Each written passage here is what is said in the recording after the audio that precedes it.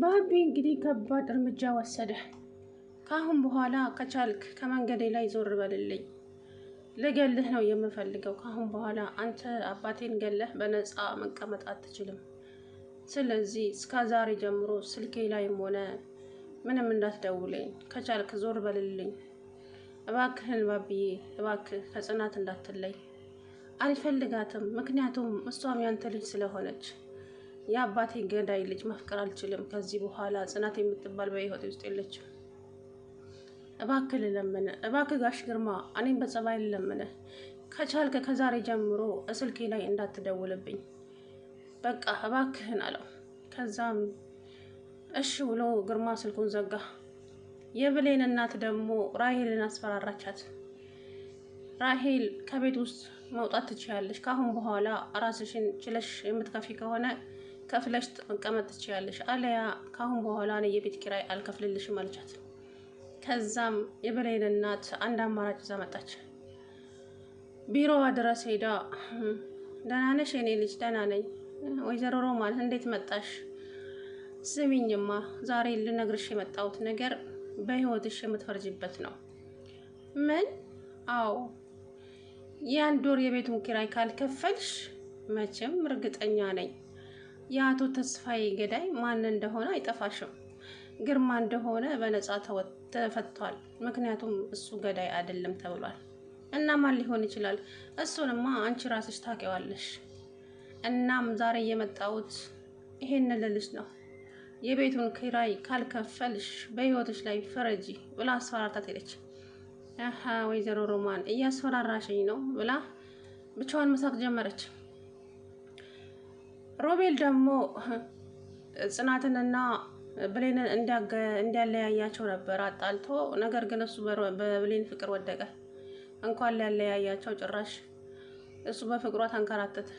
ከዛም ራሄልን ይህንን ስራ አልፈልግም፣ እኔ ልጆቹ ፍቅራቸው በጣም ነው የሚያስቀናው፣ ስለዚህ እኔ እነሱን ማለያየት አልችልም፣ የሰጠችኝን ብር እመልስልሻለሁ አላት። ብሌንም ተበሳጨች። ማነች ራሄል ተበሳጨች እና የሰጠውን ስራ በአግባቡ የማትወጣ ከሆነ አሳይሃለሁ አለችው። ሮቤልም የፈለግሽውን ነገር አምጪ እንጂ እነኝን ልጆች ማለያየት አልችልም አላት። እንግዲህ ተናግሬያለሁ፣ በአግባቡ ስራና ደግሞ ሌላ የምሰጥቅ ስራ አለ አለችው። ሮቤል ደግሞ ባቢን እባክህን ፍቅርህን አድን፣ ጽናትን አተራቃት ከቻልክ። አሁን እኮ እሷ አባቷ ያንተ አባት ገዳይ አይደለም፣ ስለዚህ በነፃነት መኖር ትችላላችሁ። አረ የእሷ አባት ተፈቷል፣ የኔ አባት ግን ሞቷል። ስለዚህ እጅ ከፍንጅ የተያዘው ግርማ እንጂ ማንም አይደለም። እኔ የገዳይ ልጅ ማግባት አልፈልግም አለ ባቢ። አሰላሙ አለይኩም ወራህመቱላሂ ወበረካቱ። ውድና የተከበራችሁ ቻናል ቤተሰቦች እንዴት ናችሁ? እኔ ያለው አልሐምዱሊላ። እንግዲህ ባቢ ትልቅ ውሳኔ ወስኗል። ግርማን ሊበቀለው ይፈልጋል። ግን ደግሞ አትቸኮል ባቢ፣ ጠላት እስርን ያለችው ጭራሽ ትላንትና አንድ አማራጭ ይዛ መጣች። ምክንያቱም ሁሉም ነገር ከሸፈባት፣ ያሰበችውም አልተሳካለትም እና ራሄል ጭንቅላትሽን ተጠቀሚበት፣ ሁሉም ነገር ያሰብሽው ሁሉ ከሽፏል፣ ስለዚህ አልተሳካልሽም፣ አሁን ይሄንን ተጠቀሚበት ብላ እንግዲህ ከሐኪም ቤት ሄደች እና የእርግዝና ወረቀት አስወጥታ ይዛ መጣች። ባቢ እንግዲህ ራሄል እኔ ላንቺ አልሆንሽም፣ አውቃለሁ እንደምትወጂኝ አውቃለሁ፣ ነገር ግን እኔ አልወድሽም።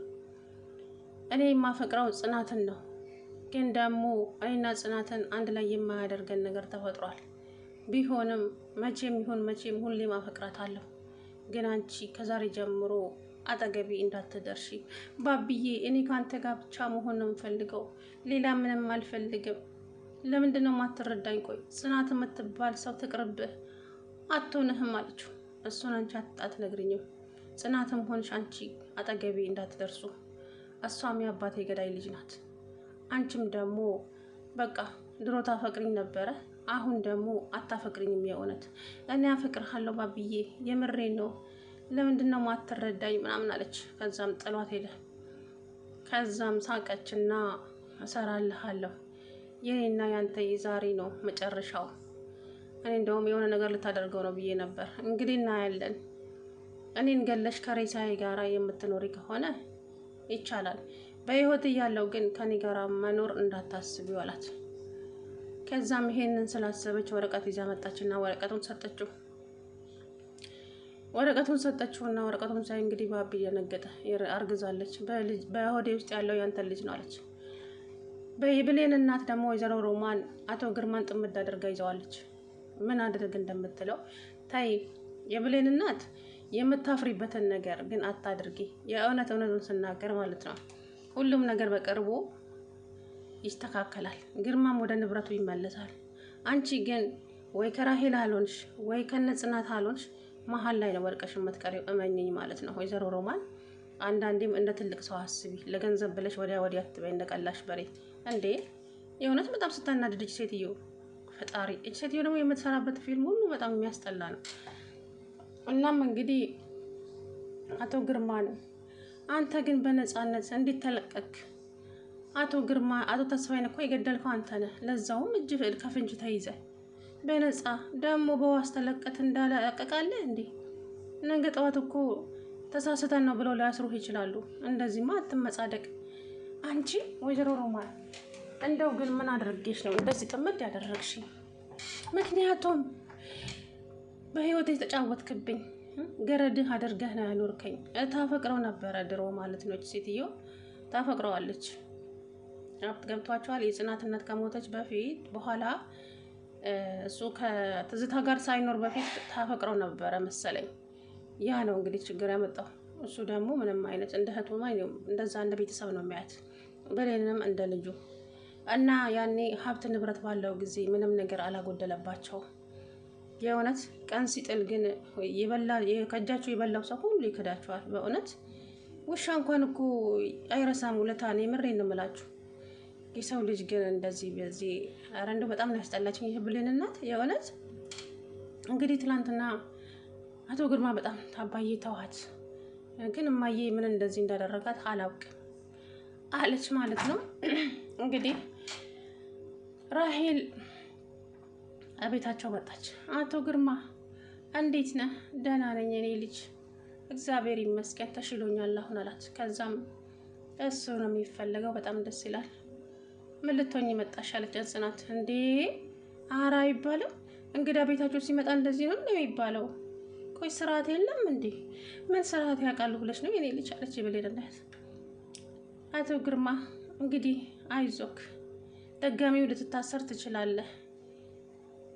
ራሄል ትወጫለሽ ወይስ ሌላ ነገር ይከተልሽ አለቻት ጽናት። ኧረ ሰው አክብሩ ምንድን ነው እሱ አለች። ለማንኛውም እኔ ዛሬ የመጣሁት የአንድ ወር የቤት ኪራይ ተከፍሎላቸዋል። እሱን ልነግራችሁ ነው የመጣሁት። እሰይ የኔ ልጅ ከጉዳ ወጣሽኝ፣ እንደው ከጉዳ ወጣሽኝ ዛሬ እፍ ተመስገን አለች ብሌን እናት ማለት ነው። ከዛን ግርማና ጽናት ፍጥጥ ብለው ያወታል የብሌን እናት። አይማዬ እንደው ያንቺ ነገር አለች ብሌን። እና ታዲያ እዚህ ድረስ ከምትመጪ እኮ በስልክ መናገር ትችይ ነበር። ምን አመጣሽ እዚህ ነው? ስሙልኝ ይውልኝ ነው አለቻት ጽናት። እናንተ እኮ እንደው ደግ ሲውልላችሁም አታውቁም አለችና እየተመናቀረች ወጣች። እንግዲህ ባቢ ብቻውን የአባቱ ቢሮ ውስጥ ቁጭ ብሎ ስቅስቅ ብሎ እያለቀሰ ነው አባቱን እያስታወሰ። በእርግጥ አውቃለሁ ያማል፣ አባት ነው ማለት ነው። ግን ደግሞ አቶ ግርማ እንዳልገደለው ግልጽ ነው። ጠላት ግን ራሄል ናት፣ ግርማ ሳይሆን። ምክንያቱም እሷ እንደዚህ ያደረገችው ራሄልንና ጽናትንና ባቢን ለማለያየት ብቻ ነው፣ ባቢን ስለምታፈቅረው። ገብቷችኋል? አሁን እሷ ግን ትጋለጣለች በቅርቡ። በቀጣይ ቪዲዮ ለህግ ትቀርባለች። ምክንያቱም ገዳይዋ እሷ ስለሆነች። ሮቤል ያጋልጣታል፣ መሳሪያ አይቶባታል እጇ ላይ። ስለዚህ ወይዘሪት ራሄል ከርቸሌ ትገቢያለሽ። እንደዚህ እንደሳለቅሽባቸው በቅርቡ ደግሞ እነሱ የሚስቅቡሽ ይሆናል ማለት ነው። የእውነት ጊዜ ተገለባባጭ ነውና ይሳቁት ይደርሳል፣ ይፈሩት ይወርሳል አይደል የሚባለው። እና እንግዲህ በእርግጥ አልፈርድበትም፣ ባቢ ቢናገርም ይገባዋል እንዴ። ምክንያቱም አባቱን የሞተው እጅ ከፍንጅ የተያዘው ደግሞ አቶ ግርማ ነው። ስለዚህ እንዴት አባቴ ገዳይ በነፃ ሊወጣ ቻለ? እንዴት? ለምን አለ? እውነት ነው፣ ማንኛችንም ብንሆን እንደዚህ ነው። እንግዲህ እዚህ ጋር በዋስ ነው የወጣው አቶ ግርማ ማለት ነው። ራሄል ደግሞ እንግዲህ በወዴ ያለው ልጅህ ነው አለች። ይሄንን ማመን አልቻለም ባቢሻ።